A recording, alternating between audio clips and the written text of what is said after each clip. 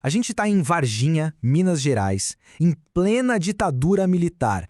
E é nesse cenário que uma história de corrupção na justiça se desenrolou, quase como um suspense. Mas olha, isso aqui não é só a história de dois homens.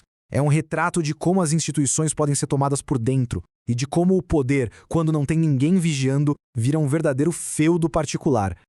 E no centro de tudo isso, nós temos duas figuras. Só pelos apelidos a gente já consegue ter uma ideia do que vem por aí. De um lado, o juiz, conhecido como o câncer da toga. Do outro, o político, o arquiteto da fraude. Uma dupla que, como vamos ver, redefiniu o jogo de poder em Varginha. Essa nossa análise se passa ao longo de mais de 10 anos. Tudo começa com uma chegada que parecia inofensiva lá em 1962. Depois escala para a criação de uma fundação em 64, que se torna uma verdadeira máquina de corrupção em 1970 e que só vai ser investigada a fundo em 1973. E tem uma frase tirada direto dos relatórios da época que resume perfeitamente o espírito dessa aliança. Ela já prepara o terreno para tudo o que viria depois. Um mundo onde a moralidade foi sem cerimônia nenhuma trocada pela rentabilidade. Bom, a história começa de fato em 1962, com a chegada do juiz Francisco Vani Benfica. Ele desembarca em Varginha com poucos recursos, viu? Trazido por ninguém menos que o poderoso chefe político local e advogado, Morvan Acaiaba de Rezende. E essa aliança se formou muito rápido.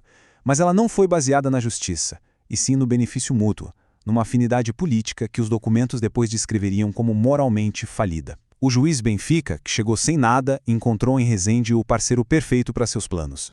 E o primeiro grande movimento dessa dupla foi criar uma instituição pública que eles, de forma sistemática, transformaram no seu feudo pessoal.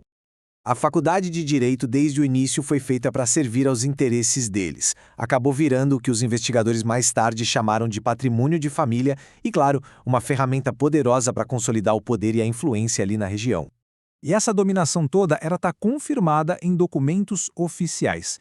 Ele mandava e desmandava na fundação com mão de ferro. Era visto como um senhor absoluto que simplesmente ignorava os outros membros fundadores para garantir controle total e, claro, facilitar todos os seus esquemas. Com a base de poder já garantida, os parceiros botaram a máquina de corrupção para funcionar de vez, usando os cargos que tinham para saquear e manipular o sistema de justiça sem dó. A audácia do crime era impressionante. E técnica. A escritura para essa compra ilegal, algo que a lei proibia um juiz de fazer, foi redigida pelo seu parceiro, o deputado Rezende. Isso só mostra a profundidade da cumplicidade entre os dois.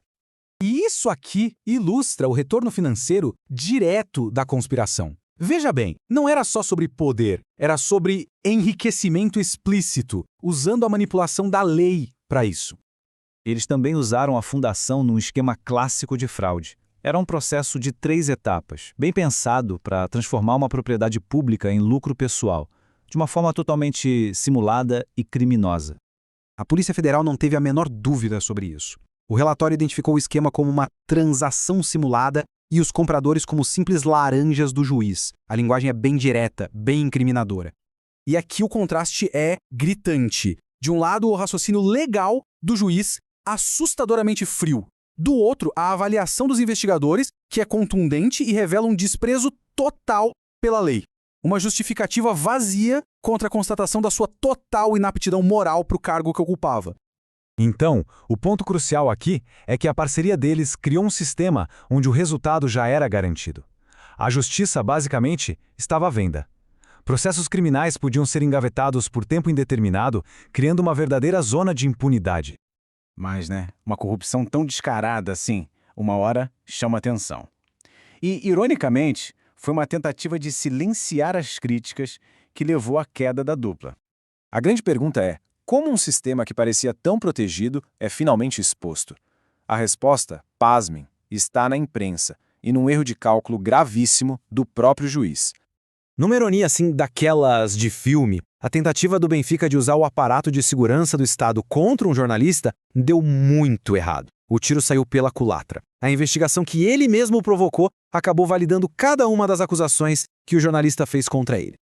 Essa investigação abriu as comportas e acabou cimentando o legado do juiz e do deputado no que a gente pode chamar de uma verdadeira carta de infâmia. O dossiê final foi simplesmente devastador. Descrevia um sistema completo de corrupção que distorceu a justiça em todos os níveis possíveis, desde o uso indevido de uma fundação educacional até a manipulação direta de sentenças judiciais. E essa citação do jurista Rui Barbosa, que foi encontrada nos próprios autos do processo, serve como um lembrete atemporal sobre a responsabilidade pública e a vigilância que cargos e tanto poder exigem. O que essa história de Varginha nos mostra, no fim das contas, não são só as ações de dois indivíduos corruptos. Mostra como as instituições que deveriam proteger os cidadãos podem ser viradas contra eles, principalmente quando o olhar público é enfraquecido. A escala do abuso de poder e do enriquecimento ilícito foi gigantesca. E, no entanto, por anos e anos, a prestação de contas foi quase zero, praticamente inexistente. E este caso nos deixa com uma questão fundamental, sobre as salvaguardas da nossa democracia, da nossa justiça. É uma pergunta que ecoa décadas depois, nos lembrando da fragilidade das instituições e da coragem que é necessária para expor a verdade, mesmo nos tempos mais sombrios.